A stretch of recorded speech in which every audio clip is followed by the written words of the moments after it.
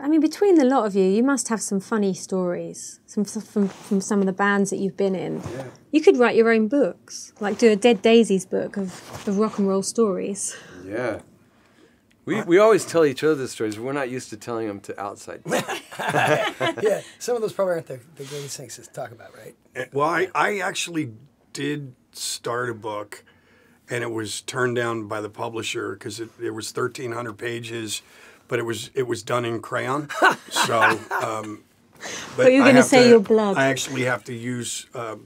Apparently, I'm supposed to type it out, so I'm working on that. Right. Now. There was one time I was on tour with Whitesnake, and David had arrived there early, and he went in his hotel up at the very top of the hotel, and he had it all set up. His assistant set it up and got it all done up with tapestries and makes custom every day.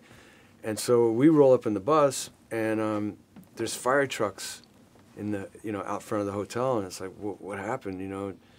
No one's allowed in. There's been a fire and blah blah blah. And David comes walking up the street from a shopping spree, and he's like, what's all this? Oh, the band are here. There's fire trucks. Of course they've done something. You dreadful smokers. Whatever.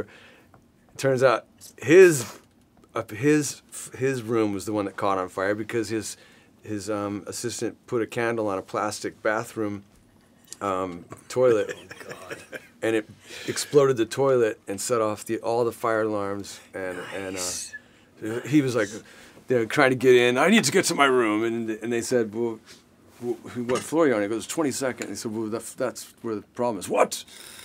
What problem? What problem? What could be happening? What room are you in? 2200. But that's the room. Your room is on fire. What? Where's my band? Who did this? There's a title there. The room is on fire. Nice. What about you, Dean? I got some. I'm not gonna say. Taking them to the grave. I'll tell you a story about Dean. Okay. Yeah. Okay. You give me one because there's some that I can't. Probably not a good idea. I met him for the first time. We might have met a couple times before, but I met him for real in Dublin, and we hit it off. And I was like, dude, I love your tattoos. He goes, you know what? We're gonna have a tattoo party. And then a couple days later, that's a good story. That is a nice story. Yeah. A couple days later, he's got a tattoo artist in his room, and it's like, come on over, boys. We're all getting tattoos. Yeah, so we all got tattoos. So you all got this. What So did he you got get? me. He got me this one right here. My boy Ryder. It's a dragon protecting my son. Nice. Well, that's a good story. Yeah, That's great. Yeah, that's a good What did you get, Dean? I got this. They're called Cinderella. It was my lips. Lipstick. So I kissed whoever him. matches these is the one I'm going to marry, and it better not be one of you guys. I kissed him, and he put it on. It's perfect. They needed a model. Perfect. And I said, how's my lips look? And he said, well, let's feel them. Delicious. He goes, let me feel them first. Yeah, let's do So I it. put them.